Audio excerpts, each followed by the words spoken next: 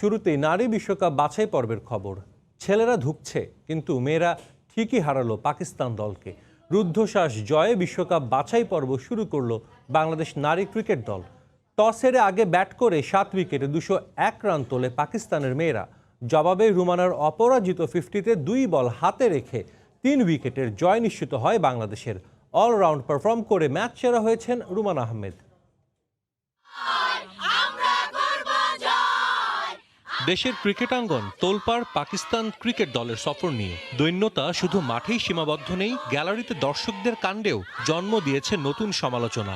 এমন পরিস্থিতিতে এই ছবি কিছুটা হলেও স্বস্তি দিবে। শক্তি সামর্থ্যে বাংলাদেশের মেয়েদের চেয়ে ঢের এগিয়ে পাকিস্তান নারী ক্রিকেট দল, কিন্তু সেই সব কাগুজে হিসেব নিকেশকে ভুল প্রমাণ করল নিগার সুলতানারা।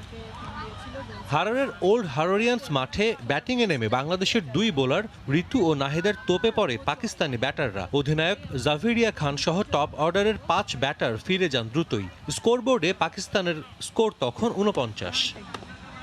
বিপর্যয় সামাল দিতে 6ষ্ঠ উইকেটে জুটি বাঁধেন নিদা ও আলিয়া, দুজনেই তুলে নেন 50। এই জুটি থেকে 137 রান পায় পাকিস্তান। নারী ওয়ানডেতে যা তাদের সর্বোচ্চ জুটির রেকর্ড। শেষ পর্যন্ত পাকিস্তানের সংগ্রহ দাঁড়ায় 7 উইকেটে 201 রান। জবাবে বাংলাদেশের শুরুটাও ভালো হয়নি। দলীয় 10 রানে ফিরে যান মুর্শিদা। দ্বিতীয় উইকেটে 70 রান যোগ করে জয়ের ভিত গড়ে দেন শারমিন ও ফারজানা। যদিও 18 রানের ব্যবধানে 3 উইকেট হারিয়ে বাংলাদেশ কিছুটা চাপে পড়ে, তবে রুমানা ঋতুমণি চাপ সামাল দেন। মাত্র 44 বলে ক্যারিয়ারের 6ষ্ঠ 50 তুলে নেন রুমানা আহমেদ। শেষ 3 ওভারে দরকার ছিল 35 রান। 13 বলে 18 করে অপরাজিত থেকে দলকে জয় এনে দেওয়ার অন্যতম কাণ্ডারি সালমা খাতুন। দারুণ এই জয়ে উচ্ছ্বসিত দলের প্রতিটি সদস্য। আমরা পাকিস্তানের সাথে সবসময় একটু অন্যরকম খেলার চেষ্টা করি, আর আমরা লাস্ট যে 3টা ম্যাচ খেলেছি তাতে কিন্তু আমাদের 2টাতেই আমাদের জয় ছিল, তো আমরা এটা অবশ্যই ডিজার্ভ করি। আমি চেষ্টা করছি ক্যাপে শট খেলার জন্য এবং আমি পেরেছি, এবং আহমেদ আমাকে সবসময় সাপোর্ট করেছে। আমার একটাই প্ল্যান ছিল আমি যেন ডট বল না খেলি। ক্যাপ্টেন আমার সিনিয়র প্লেয়ার আমাকে জাস্ট বলটা দিয়ে দায়িত্ব দিয়েছে যে আমাকে, যে তুমি এই মোমেন্টটাকে আটকে রাখো, যেভাবে তোমার দ্বারা সম্ভব তুমি পারছো, আগে জাস্ট বিশ্বাস রাখো। আর আমি সেটাই করছি, ওরা যেটা বলছে। আমার বিশ্বাস ছিল যে আমরা জিতবো, তো এই আমার প্ল্যান ছিল যে আমি যখনই ব্যাটিংয়ে চান্স পাই না কেন আমার টিমকে আমি কিছু দিতে চাই, তো সেটা আমি দিতে পেরে অনেক আনন্দিত। আমি চাইছিলাম যত স্পিন বলে এক এক করে খেলা যায়, বাট আমার একটু খেলাটা আরেকটু যদি ভালো করা যাইতো আর একটু ভালো হতো। জয়ের মাধ্যমে এটা আমরা শুরু করেছি, এটা আমাদের ফুল টিমকে আসলে একটা মোমেন্টাম দিয়েছে যে আমরা থ্রু আউট দ্য টুর্নামেন্ট আমরা কেমন খেলব। বিশ্বকাপ বাছাই পর্বে মঙ্গলবার যুক্তরাষ্ট্র নারী দলের মুখোমুখি হবে বাংলাদেশের মেয়েরা। সাজিদ মুস্তাহিদ, সময় সংবাদ। নারী ক্রিকেট থেকে এবার ফিরছি ছেলেদের ক্রিকেটে। বাংলাদেশ পাকিস্তান টি-20 সিরিজের খবর। বছরের শেষ টি-20তে মাঠে নামবে বাংলাদেশ ক্রিকেট দল। সিরিজে প্রথম জয়ের খোঁজে থাকা স্বাগতিক একাদশে আসবে বেশ কয়েকটি পরিবর্তন। পারভেজ হোসেন ইমন সুযোগ পাচ্ছেন এই ম্যাচে। অন্যদিকে পাকিস্তানের চোখ সিরিজ হোয়াইট ওয়াশে। মিরপুরে 2 দলের ম্যাচ শুরু হবে দুপুর 2টায়। বাজে পারফরমেন্সে নিজেদের এক ম্যাচ থেকে আরেক ম্যাচে ছাড়িয়ে যাচ্ছে বাংলাদেশ। একটা জয়ের খোঁজে শেষ ম্যাচে উইকেট যেন নিজেদের পক্ষে থাকে এমন কিছুর প্রচেষ্টা মাঠকর্মীদের। বছরের শেষ টি-20তে জয় পেলে যে মান বাঁচবে হোয়াইট ওয়াশের লজ্জা থেকেও। টানা 2 দিনে 2 ম্যাচ।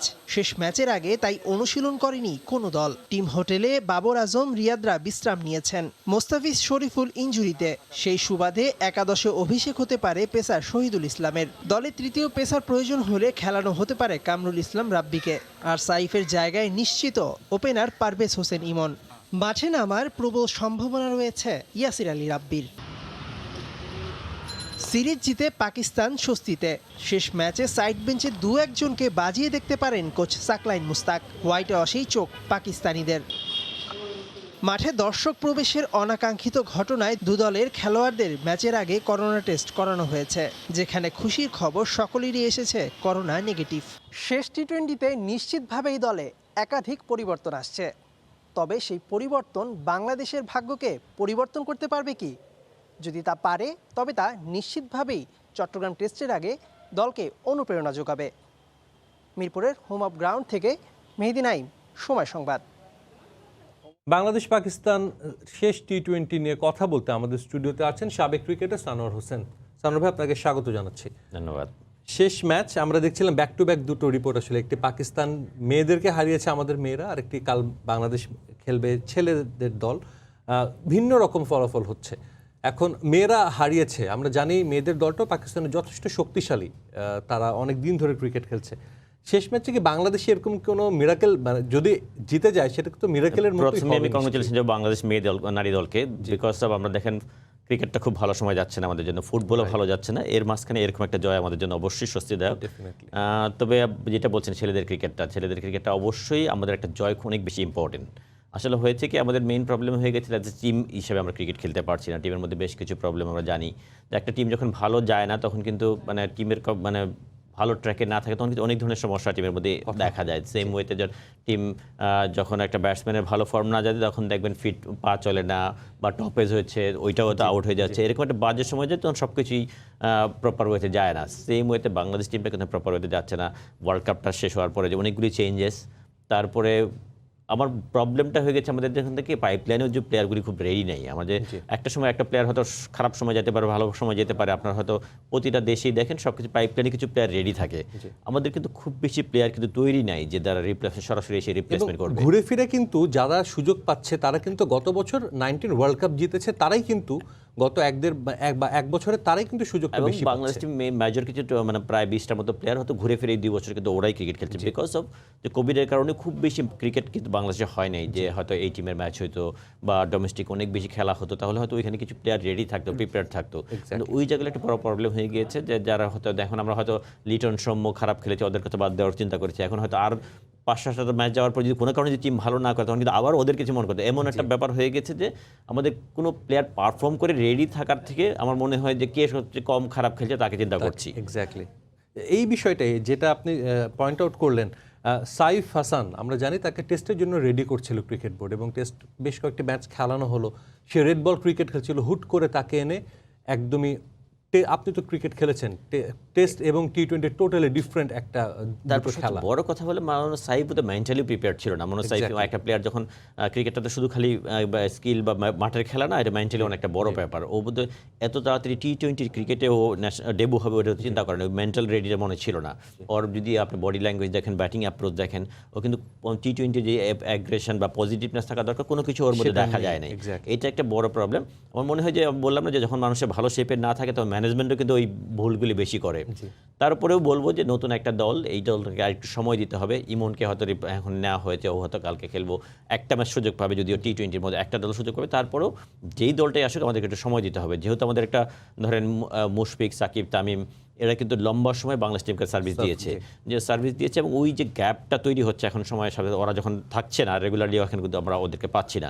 স্বাভাবিকভাবে দায়িত্বটা নিতে হবে ইয়াংস্টারদের যাদের দায়িত্ব নেওয়ার কথা ছিল, মানে এই সময় এস্টাবলিশ থাকার কথা ছিল, সৌম্য, লিটন, মোসাদ্দেক বা সাব্বির, বিজয়, যারা ইমরুল, মানে যেই ইয়াং স্টারগুলি এখন কিন্তু এস্টাবলিশ, মিথুন, এরা কিন্তু টিমে সেটেল হয়ে যাওয়ার কথা, এস্টাবলিশ হওয়ার কথা ছিল, আগামী 2, 4, 5, 7 বছর ওরা ক্যারি করার কথা ছিল। কিন্তু আমরা ওই জায়গাটা আমরা প্ল্যাটফর্ম কিন্তু তৈরি করতে পারিনি।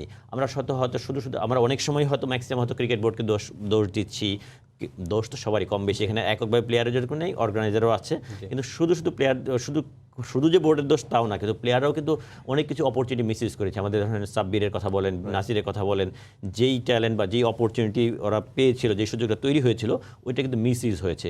এরকম অনেকগুলি প্লেয়ারই কিন্তু এভাবে আমরা কিন্তু পাইপলাইন থেকে হারিয়ে গেছি, যেই কারণে এই গ্যাপটা তৈরি হয়েছে। প্লেয়ারদের কিন্তু আমার মধ্যে মুশফিক, তামিম, সাকিবরা যেই ওয়েতে, মাহমুদুল্লাহরা লম্বা সময় যে ডিটারমিনেশন, হার্ডওয়ার্ক নিয়ে সার্ভিস দিয়েছে, আমার মনে হয় ইয়াং জেনারেশনের মধ্যে ওই গ্যাপটাও কিছু কম দেখা দিয়েছে মনে হয়। এক্স্যাক্টলি। কালকের ম্যাচটিতে আসলে বাংলাদেশে বেশ কিছু পরিবর্তন আসবে। আমরা জানি সাইফ তো স্কোয়াডেই নেই, তার জায়গায় হয়তো ইমনকে দেখা যাবে। 2 জন পেসার শরীফুল, মুস্তাফিজেরও চোট নিয়ে গত ম্যাচে কিন্তু মাঠ ছেড়েছেন। তার মানে তারা যদি ফিট না হন অন্তত 3টা চেঞ্জ কিন্তু আসবেই। কামরুল ইসলাম রাব্বিকে হুট করেই অ্যাড করা হচ্ছে, তিনি শুরুতে ছিল যখন ক্যাম্প শুরু করা হলো। শহীদুল আমরা জানি লাস্ট টি20তে ভালো করেছিল, ডিপিএল বা তার আগে যে টি20 ছিল। এই 2 জনের মধ্যে আপনাকে যদি বলি, শরীফুল তাস কিন্তু ভালো করছে, ভালো খেলছে অনেকদিন ধরেই। বাংলাদেশের কিন্তু পেস বোলিংয়ে লেফট আর্ম যারা পেসার তারা কিন্তু একটা ভেরিয়েশন দিচ্ছিল, যেটা মুস্তাফিজকে দিয়ে শুরু হয়, তার আগে মঞ্জু ভাই ছিলেন। এই 2 জনই থাকছে না, এবং দেখা যাচ্ছে যে 2 জন একদম নতুন, যারা হয়তো অনেকদিন ইন্টারন্যাশনাল ক্রিকেট, একজন তো ডেবু হবে যদি খেলে শহীদুল, রাব্বি অনেকদিন খেলার বাইরে। বাংলাদেশের শক্তিটা ছিল বোলিং, কালকের ম্যাচে তো আরও মানে বলা যায় যে একেবারে আনকোরা একটা দল নিয়ে মাঠে নামবে মাহমুদুল্লাহ। এটি বললাম, যখন ভালো সময় যায় না তখন কিন্তু অনেক কিছুই মানে সব কিছুই নেগেটিভ দিকে যায়। মানে আমাদের টিমটা ভালো যাচ্ছে না, এর মধ্যে এতগুলি ইনজুরি, নতুন প্লেয়ার, সব কিছু মিলে ডেফিনেটলি একটা টিম ম্যানেজমেন্টের জন্য টিম সেটেল করা কিন্তু ডিফিকাল্ট। আমরা হয়তো কোচিং স্টাফ বা ম্যানেজমেন্ট যারা আছে তাদেরকে অনেক কিছু ব্লেম দিচ্ছি, এত চেঞ্জেস, এত কিছু। আপনি ধরেন যে কেউ সিলেক্টর, নট নান্নু ভাই বা বাসার না, অন্য যে কোনো সিলেক্টরই হতো, কাকে নিত? খুব বেশি প্লেয়ার কি তৈরি আছে? তারপরে ধরেন এরকম একটা আনকরা টিম, বোলিং ইউনিটটা খুব বেশি এক্সপিরিয়েন্স, আর যতটা এক্সপিরিয়েন্স ছিল এখন কালকের ম্যাচে স্বাভাবিকভাবেই অত এক্সপিরিয়েন্স টিম থাকবে না। এখানে স্বাভাবিকভাবেই এটা আরও টাফ টাইম ক্যাপ্টেনের জন্য। ক্যাপ্টেনেরও দেখেন মাহমুদুল্লাহর পাশে কিন্তু আগে যখন সাকিব ছিল, তামিম ছিল, মুশফিক ছিল, অনেক বেশি সাপোর্ট ছিল একটা টিমের মধ্যে। ডিসিশন মেকিং এর ক্ষেত্রে অনেক ক্রিটিক্যাল। ক্রিকেট খেলাটা তো ইনস্ট্যান্ট, অনেক কুইক ডিসিশন নিতে হয়, যেখানে হয়তো একটা সিনিয়র সাপোর্টটা যেটা অনেক বেশি এফেক্টিভ হয়। আমার মনে হয় এই জায়গাটা সবকিছু মিলিয়ে আমরা ম্যাচ হচ্ছে। তারপরে বলবো যে ক্রিকেট যেহেতু টি20 ফরম্যাট, আমার মনে হয় যে একটা দুইটা ওভার, একটা দুইটা পারফরমেন্স কিন্তু অনেক কিছু চেঞ্জ করার তৈরি করতে পারে। আমার মনে হয় আমাদের হারানোর কিছু নেই। সবাই জানি পাকিস্তান টিম অসাধারণ ক্রিকেট খেলছে। এই এগেইনস্টে আমরা কিন্তু ফার্স্ট ম্যাচে জেতার মতো অপরচুনিটি তৈরি করেছিলাম। একটা ম্যাচ কিন্তু অনেক বেশি কনফিডেন্স তৈরি করতে পারে। আসলে একটা ম্যাচ মানে আমার যেটা মনে হয় যে যদি বাংলাদেশ সুপার 12 ওয়ার্ল্ড কাপে শ্রীলঙ্কার বিপক্ষে ম্যাচটা জিততো, হয়তো বা সিনারিওটা এখনই টোটালি ডিফারেন্ট থাকতো। আমরা কথা বলবো আরও আপনার সাথে সানোর ভাই। আমরা একটু বিমানবন্দরে যেতে চাই। আসলে দর্শক, বিমানবন্দরে যেতে যাচ্ছি। যুক্তরাষ্ট্র থেকে দেশে ফিরেছেন অলরাউন্ডার সাকিব আল হাসান। এই মুহূর্তে বিমানবন্দরে আছেন রিপোর্টার ধ্রুব ব্যানার্জি। সরাসরি যাচ্ছি তার কাছে।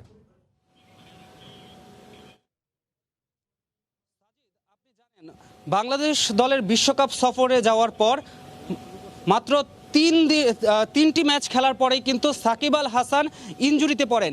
ইনজুরিতে পড়ার পর তিনি ম্যাচ থেকে ছিটকে যান এবং ছিটকে যাওয়ার পরপরই তিনি কিন্তু আরব আমিরাত থেকে সরাসরি চলে যান যুক্তরাষ্ট্রে কিছুদিন থাকার পর তিনি আজকে কিন্তু ঢাকায় ফিরেছেন। কিছুক্ষণ আগে তার ফ্লাইটটি এখানে ল্যান্ড করেছেন এবং তিনি গণমাধ্যমের সাথে কোনো প্রকার কথা না বলেই কিন্তু এখান থেকে বেরিয়ে গিয়েছে।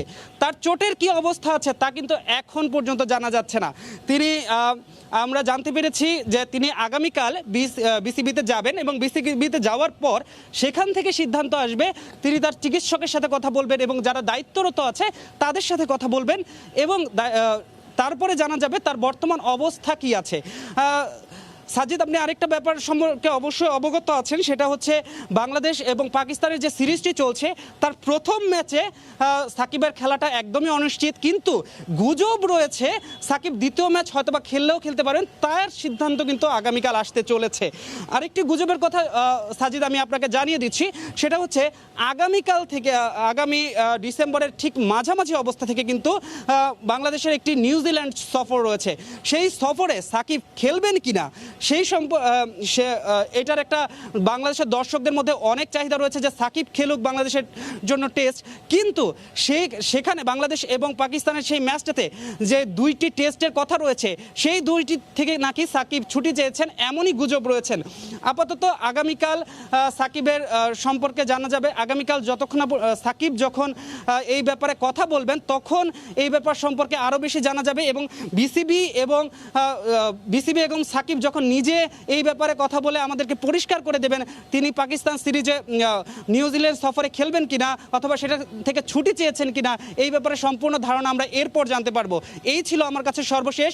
সাজিদ, বিমানবন্দর থেকে যুক্ত হয়েছিলেন ধ্রুব ব্যানার্জি, জানাচ্ছিলেন সাকিব আল হাসান দেশে ফিরেছেন এবং পাকিস্তান সিরিজের দ্বিতীয় টেস্টে তিনি খেলবেন কিনা এই বিষয়টি। একই সঙ্গে নিউজিল্যান্ড সিরিজেও তার খেলা বা না খেলা নিয়ে একটা গুঞ্জন রয়েছে, সেটাও কিন্তু এখন পর্যন্ত বোর্ড বা সাকিব কেউই পরিষ্কার করেনি। এই বিষয়গুলো তিনি জানানোর চেষ্টা করছিলেন। বাংলাদেশের বিপক্ষে টেস্ট সিরিজে অংশ নিতে ঢাকায় পা রাখল 14 পাকিস্তানি ক্রিকেটার। আজ বিকেল 5:30টায় হজরত শাহজালাল আন্তর্জাতিক বিমানবন্দরে এসে পৌঁছান তারা। টি20 সিরিজের পর বাংলাদেশের বিপক্ষে 2 ম্যাচের টেস্ট সিরিজে অংশ নেবে পাকিস্তান। এই ম্যাচ দুটো আইসিসি টেস্ট চ্যাম্পিয়নশিপের অংশ, তাই আলাদা গুরুত্ব দিয়েছে পাক টিম ম্যানেজমেন্ট। ঢাকায় এসে ক্রিকেটাররা হলেন আবদুল্লাহ শফিক, আবিদ আলী, আজহার আলী, ফাওয়াদ আলম, ইমামুল হক, কামরান গুলাম, সৌদ শাকিল, ফাহিম আশরাফ, বিলাল আসিফ, মোহাম্মদ আব্বাস, নাসিম শাহ, নওমান আলী, সাজিদ খান ও জাহিদ মেহমুদ। আগামী 26 নভেম্বর চট্টগ্রামে অনুষ্ঠিত হবে প্রথম টেস্ট। এরপর 4 থেকে 8 ডিসেম্বর ঢাকায় মাঠে গড়াবে সিরিজের শেষ ম্যাচ। আমরা আবারও আলোচনায় ফিরছি। আমাদের সঙ্গে আছেন জাতীয় দলের সাবেক ক্রিকেটার সানোয়ার হোসেন। সানোয়ার ভাই, আবারও একটু ফিরতে চাই সিরিজটা নিয়ে, যেটা আসলে বলছিলাম, যদি একটা ম্যাচ বাংলাদেশ জিতে যেত হয়তো সেই ফ্লোতে পরের ম্যাচগুলোতে ভালো করতো, কিন্তু সে একটা হারই কিন্তু কাল হয়ে দাঁড়িয়েছে যদি বলি। তারপরও অ্যাকচুয়ালি যেই মোটিভে টিম ম্যানেজমেন্ট বা বিসিবি আগাচ্ছে যে নতুন একটা বাংলাদেশ দল গড়ার, হুটহাট ডিসিশন নিচ্ছে, এবং আমরা যেটা দেখলাম যে পারভেজ হোসেন ইমন যখন তাকে ডাকা হলো, ইনিশিয়াল যখন প্র্যাকটিস শুরু হলো, সবাই ভেবেছিলেন তার অভিষেক হবেই। আমরা সামাজিক যোগাযোগ মাধ্যম বা অনেক জায়গায় দেখছিলাম যে তার অভিষেক হবে, অন্য কারো হোক বা না হোক, তাকে একদম স্কোয়াডেই রাখা হলো না। আমি প্রথমে একটু সাকিবের ইস্যুটা একটু কথা বলতে চাই, যেটা হলো সাকিব এমন একটা প্লেয়ার, আমরা সবাই জানি ওর ইম্প্যাক্টটা বাংলাদেশ টিমে কতটুকু হিউজ ইম্প্যাক্ট, এবং যেটা হলো সাকিব না থাকলে টিম কম্বিনেশন করা অনেক ডিফিকাল্ট হয়, একটা বড় এক্সপিরিয়েন্স মিস করে। আর যেটা প্রবলেম হয়েছে, সাকিব কিন্তু মানে কামব্যাক করার পর থেকে সাকিবকে আমরা ওইভাবে সাকিব ব্যাটিংটা পাই না, বিকজ অফ সাকিব কিন্তু এখন অল দ্য টাইম বাংলাদেশে থাকে না, মোস্ট অফ দ্য টাইম যখনই সে ছুটি পেলেই কিন্তু পরিবারের কাছে চলে যাচ্ছে। এইটা একটা বড় মাইনাস পয়েন্ট হয়েছে, যে একটা বড় ওর যে প্রিপারেশনটা প্র্যাকটিসটা দরকার, ওইটার গ্যাপ, এটা কিন্তু আমাদের বাংলাদেশ ক্রিকেটের জন্য বড় একটা মাইনাস পয়েন্ট হয়ে গিয়েছে। আর যেটা বললেন ওয়ার্ল্ড কাপের পরে যে চেঞ্জেসটা আনকোরা টিম ম্যানেজমেন্ট যেভাবে চিন্তা করছে, সাকিব নেই, সাইফুদ্দিন নেই, দুইটা অলরাউন্ডার নেই, টিম কম্বিনেশনে এটা একটা বড় প্রবলেম। তারপরে লিটন আর সৌম্যর পারফরমেন্স, চারটা তো অটোমেটিক চারটা কিন্তু চেঞ্জ হয়ে গেছে। সবই টিম ম্যানেজমেন্টের বিশেষ করে টিম ম্যানেজমেন্ট কিন্তু ওয়ান ডে ফরম্যাট বা টেস্টে কিন্তু খুব বেশি চেঞ্জ করার অপরচুনিটি নাই, বিকজ ওইখানে কিন্তু আমাদের একটা এক্সপিরিয়েন্স প্লাস একটা সেট আপ টিম আছে।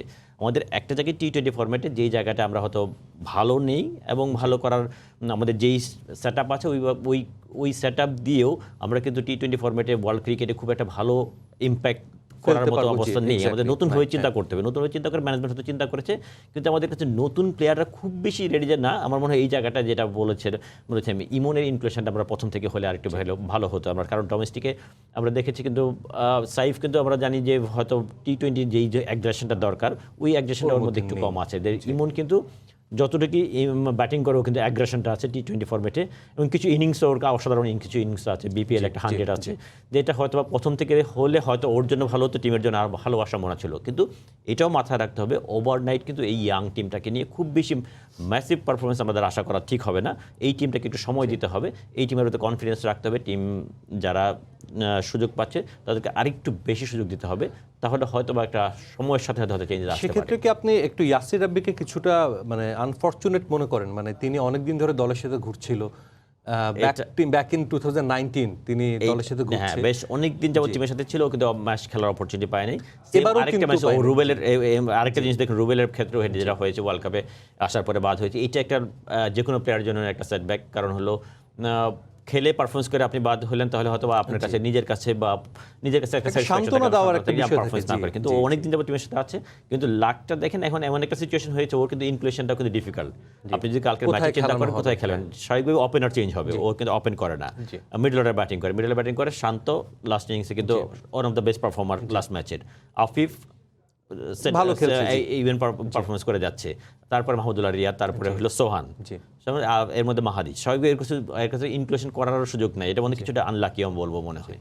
সেটাই আসলে এরকম, এই যেটা বলছিলাম যে হুট করে সাইফ খেলছে, আবার হুট করে মানে অনেকে চাচ্ছে যে রাব্বি খেলুক কিন্তু পারছে না, এগুলো আসলে সমন্বয়হীনতার একটা স্পষ্ট মানে ছাপ কিনা, যে টিম ম্যানেজমেন্ট বা সবকিছু প্ল্যানিং এ, মানে ওভারঅল প্ল্যানিং এ একটা সমন্বয়হীনতা আগেও দেখেছি। কিছু ক্ষেত্রে অনেক সময় দেখা হয়েছে যে পারফর্মার হয়তো বিপিএল এ পারফর্ম করেছে, হয়তো 10টা ব্যাটসম্যানের মতো, বা হয়তো 7 জনই হলো ওপেনার। অনেক সময় দেখা গেছে অনেকগুলি একই জায়গায় অনেকগুলি ব্যাটসম্যান হয়তো টিমে ইনক্লুশন হয়েছে, স্বাভাবিক তখন সেট আপ করার সমস্যা হয়ে গিয়েছে। সেম ওয়েতে হয়তো দেখা গিয়েছে যে আপনি যে পারফর্মারটা যে পারফর্ম করেছে, ওই মানে আরেকটু মানে স্পেশালি জায়গা নাম্বার 6 নাম্বার 7 কোন প্লেয়ারটা পারফর্ম করেছে, এরকম দেখেছি সৌম্যের নাম্বার 7 চিন্তা করা হয়েছে, কিন্তু সৌম্য কিন্তু ওইটার জন্য আইডিয়াল প্লেয়ার না। মানে এই জায়গাগুলো চিন্তা করতে হবে টিম সিলেকশনের ক্ষেত্রে। অ্যাকচুয়ালি যে ওই নাম্বার 6 হাসান আলীর কথা যে পাকিস্তানের কথা চিন্তা করেন, ও কিন্তু খুব বেশি পারফর্মার কিন্তু ডোমেস্টিক ক্রিকেটে করেছে তাও না, কিন্তু ওর ইম্প্যাক্ট যতগুলি বল খেলেছে, ওর স্ট্রাইক রেট বিকজ করে 16 থেকে 20 ওভারের মধ্যে ওর স্ট্রাইক রেট 200+, ওই বিবেচনা করেই কিন্তু ওকে ইনক্লুশন করা হয়েছে। বাংলাদেশে আমাদের কিছু কিছু ক্ষেত্রে সবাইকে পার্টিকুলার পজিশনগুলি চিন্তা করতে হবে, পার্টিকুলার মানে ফরম্যাটটার কথা চিন্তা করতে হবে। অনেক সময় আমরা সম্মুখে চিন্তা করেছি যখন ওয়ানডে T20 ভালো করেছে, ওখানে টেস্টেও ইনক্লুশন করেছি। আমার কিন্তু ওই জায়গাগুলি আরেকটু বোধ হয় স্পেসিফিক হতে হবে, যে কাকে যে কোন জায়গায়। যখন পাকিস্তান টিম কিন্তু এসেছে, এতগুলি প্লেয়ার টেস্ট জন্য 14 জন এসেছে। ডেফিনেটলি পাকিস্তান হয়তো আমাদের চেয়ে বেশি ট্যালেন্ট বা বেশি অপরচুনিটি আছে ওদের চেঞ্জ করার, কিন্তু বাংলাদেশও যেই ফরম্যাটে আগাচ্ছে বাংলাদেশ কিন্তু চিন্তা করতে হবে যে সব ফরম্যাটের জন্য না। এক্স্যাক্টলি। আপনাকে অসংখ্য ধন্যবাদ সানোয়ার স্টুডিওতে এসে কথা বলার জন্য। ধন্যবাদ আপনাকে। দর্শক, আমরা তখন কথা বলছিলাম, আমাদের সঙ্গে ছিলেন জাতীয় দলের সাবেক ক্রিকেটার সানোয়ার হোসেন। আক্ষেপকে সঙ্গী করে আনুষ্ঠানিকভাবে সব ধরনের ক্রিকেট থেকে অবসরের ঘোষণা দিলেন তুষার ইমরান। প্রথম শ্রেণীর ক্রিকেটে থামলেন 11,972 রানে। বললেন অভিষেকটা তার যথাসময়ে হলে আন্তর্জাতিক ক্যারিয়ারটা হতে পারত আরও লম্বা। মাঠের ক্রিকেটকে বিদায় বললেও কোচ হিসেবে এবার সুখকর করতে চান দ্বিতীয় ইনিংস। দেশের প্রয়োজনে বিসিবি ডাকলে পাশে থাকার অঙ্গীকার তুষার ইমরানের কণ্ঠে। সময়ের হিসেবে 21 বছরের পথ চলা। 2000 সালে যশোরে যে যাত্রাটা শুরু হয়েছিল, সেই যাত্রার দাড়ি টানা হচ্ছে এই সাভারের বিকেএসপিতে। দেশের ঘরোয়া ক্রিকেটের সর্বোচ্চ রান সংগ্রাহক কিংবা সেঞ্চুরির মালিক তুষার ইমরান ইতি টানলেন ঘরোয়া আন্তর্জাতিক সহ সব ধরনের ক্রিকেটের। আমাদের সঙ্গে রয়েছেন তুষার ইমরান। তুষার ভাই, 21 বছরের ক্যারিয়ার আজকে সমাপ্তি হচ্ছে, সব মিলে সন্তুষ্ট কিনা? হ্যাঁ, না কিছু আক্ষেপ থাকে, বাট ডোমেস্টিক ক্রিকেটে আমার যে পারফরমেন্স, আমি এতে সন্তুষ্ট। আক্ষেপটা আসলে ইন্টারন্যাশনাল এরিনাতে এটা আসলে বলে ভাষায় প্রকাশ করা যাবে না। একটু কি আর্লি অভিষেক হয়েছিল, যার সাফারটাকে ক্যারিয়ারে হয়েছে কিনা? আমার কাছে মনে হয় খুব আর্লি স্টেজে আমার ডেবিউটা হয় টেস্টে, এই জন্য আমি আসলে ক্লিক করতে পারিনি। 2007-এর পর থেকে আসলে সে সুযোগটা আমার হয়নি। আমার ভিতরে একটা জিদ কাজ করতো যে না, আমি আবার সুযোগ নিব, বাট এই জন্য আর কি ক্রিকেটটা খেলা এবং এই ডেডিকেটেড নিয়ে আমি ক্রিকেটটা খেলতাম। 21 বছর ধরে ঘরোয়া লিগ খেলেছেন, খুব কাছ থেকে ঘরোয়া লিগের সমস্যা এবং সাফল্যগুলো দেখেছেন। আপনার মধ্যে আসলে ঘরোয়া লিগের মানদণ্ড কিংবা সমস্যাটাগুলো কি? আগের থেকে তো ডেফিনেটলি কম্পিটিটিভ ক্রিকেট হচ্ছে, সবাই চেষ্টা করে ভালো ক্রিকেট খেলার জন্য আসলে, বাট আমার কাছে মনে হয় যে উইকেট নিয়ে অনেক কথাবার্তা হচ্ছে এখানে ইমপ্রুভ করার অনেক জায়গা আছে। ইন্টারন্যাশনাল প্লেয়াররা যদি এখানে খেলে, লাইক সাকিব, তামিম, মুশফিক, এই ডোমেস্টিক ক্রিকেটে পার্টিসিপেট করে, স্পেশালি এনসিএল, বিসিএল, তাহলে কিন্তু নেক্সট জেনারেশন তাদের কাছ থেকে অনেক কিছু শিখতে পারে। অনেক ভালো একটা সম্মান পেলেন, কিন্তু এটা আরেকটু বড়সড় হতে পারতো কিনা, মানে বিসিবি কিংবা আরেকটু হলে আপনার নিশ্চয়ই আরেকটু ভালো লাগবে। ডেফিনেটলি প্লেয়ারদের তরফ থেকে যে সম্মানটা পেয়েছি কোয়াবের কাছ থেকে যথেষ্ট দিয়েছে তারা। ডেফিনেটলি বিসিবির কানে যদি যাই, পরবর্তীতে ডেকে কখনো যদি সম্মান দেয়, অবশ্যই আমি খুশি থাকবো। বাংলাদেশ ক্রিকেট বোর্ড থেকে যদি ডাকে নিশ্চয়ই যাবেন, নিজের অভিজ্ঞতা নিশ্চয়ই বাংলাদেশ ক্রিকেটকে আরও সমৃদ্ধ করবেন।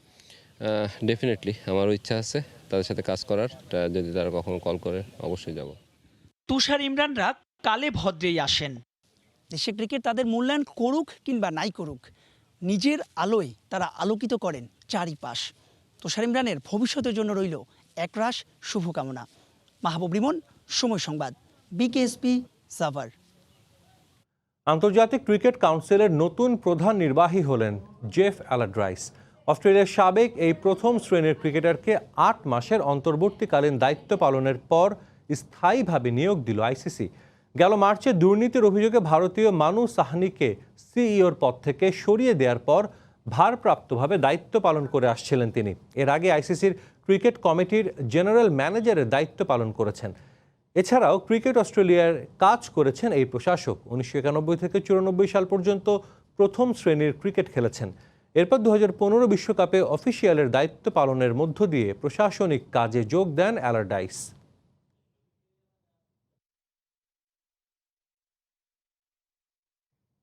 দেখছেন খেলার সময়, সঙ্গেই থাকুন।